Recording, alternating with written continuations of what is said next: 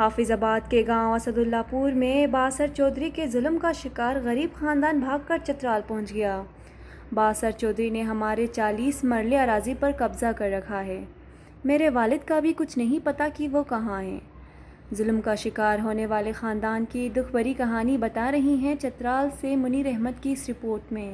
پنجاب کے ضلع حافظ آباد کے غریب خاندان نے چترال میں آ کر پناہ لی ہے۔ مقرب صابر اور زیغم صابر کا کہنا ہے کہ حافظ آباد کے اسد اللہ پور گاؤں میں احسان الحق نامی چودھری نے ان کی 40 مرلے زمین پر قبضہ جمائے ہوا ہے۔ جب ہم زمین کا تقاضا کرتے ہیں تو چودھری ہم پر تشدد کرتا ہے۔ زیغم کا کہنا ہے کہ میں اس کے ساتھ مزدوری کرتا تھا مگر اس نے مجھ پر جھوٹا الزام لگایا کہ میں نے 3.25 لاکھ روپے اس سے ادھار لیے ہیں۔ گھر والی جو ہے یہ اس کو مجھے چھڑانے گئی ہے تو اس کو بھی انہوں نے گالی بھی دی ہے، مارا بھی ہے۔ اس کو کہنے لگے کہ یہ 38,000 روپیہ جو ہے نا، یہ 38,000 نہیں ہے، یہ اب آپ کے اوپر 2.5 لاکھ روپیہ ہو گیا، ٹھیک ہے، میں اس کا دعویٰ کروں گا اگر آپ ادھر سے کہیں بھی آگے پیچھے ہوں گے تو۔ مقرب صابر کا کہنا ہے کہ اس کے ضعیف العمر والد سے بھی چودھری احسان الحق زبردستی مشقت کرواتا ہے۔ میں ان کو ساتھ لے کے ادھر آیا، وہ پیچھے سے میرے گھر والوں کو پریشان کر رہے، وہ کہتا ہے کہ گھر والی جگہ بھی خالی کرو۔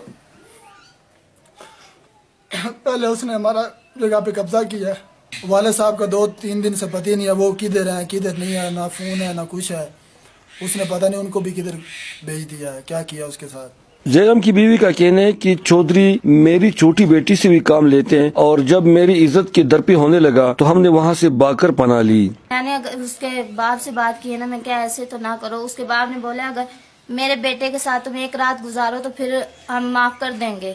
تو اتنا ظلم ہم سہ رہے تھے پر یہ بات نہیں سہی۔ پھر میں نے اپنے بھائی سے شوہر کے بولا کہ خدا کے لیے مجھے یہاں سے نکال دو، میں یہاں پہ اب نہیں رہ سکتی، اس لیے ہم باقی یہاں پہ آئے ہیں۔ بہت زیادہ ظلم کرتا تھا وہ، میرے بچوں کو بہت مارتا تھا۔